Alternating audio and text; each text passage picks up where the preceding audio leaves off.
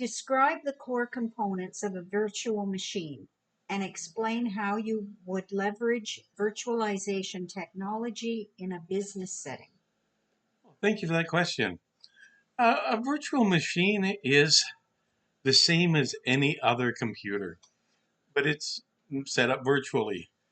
So if you want it to be like a desktop Windows computer or Linux computer, you can allocate a little bit of the resources from the virtual machine host, and so it has a processor, it has the memory, it has disk space, it has network capability, it has an operating system, uh, it has app processes running on it.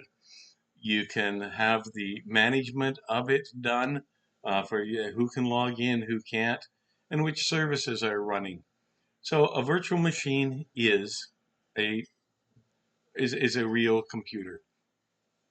So how can we use them in a company? Well, when we're developing software and the developers are using Windows 11 because they like the latest and the greatest, they also have to make sure that it's compatible with Windows 10. So they need to have a Windows 10 environment available for them.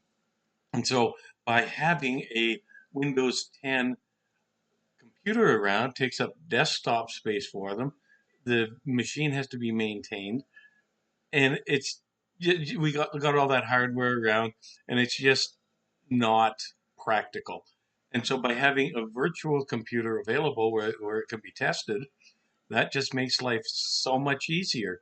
And it costs a little bit for the use of that Windows 10 machine, but we only pay for it when we need it.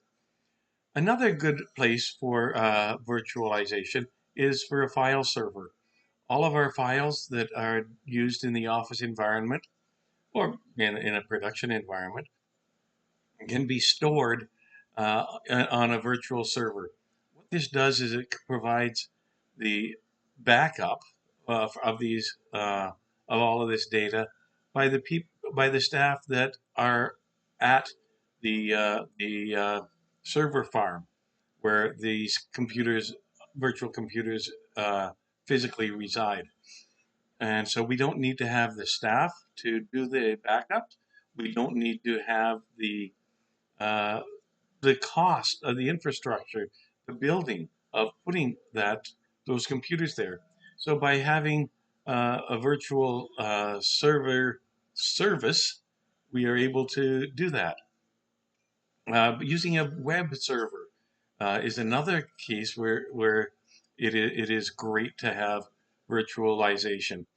If you think about how an individual web request is processed, it is received by the service that is sitting on the network, and then it is passed off to another service in order to talk to the client.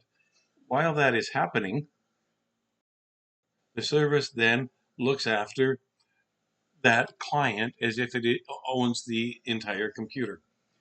When you have 20, 30, 50 clients, they can also have their own individual handlers.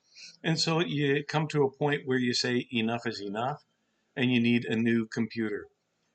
Well, you look at a larger company and you say, what are you going to do? You're going to buy another server in house, or you're going to use one on the web as a virtual machine. And when you look at expanding and contracting several times during the day, you can see that it is worthwhile to provide your customers good service, good access, and then at the same time not having the expense uh, of the physical hardware. So it's another use of virtualization where you can have higher service that you can provide without the cost. So to recap, we have a virtual machine is the same as a real machine. We can save costs by being able to have that as an expense, not as a capital cost. so that we can save money uh, and write off all of the expense.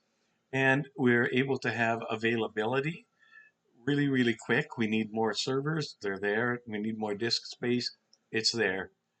Uh, and so that makes virtualization uh, good in some places and instances. Thank you.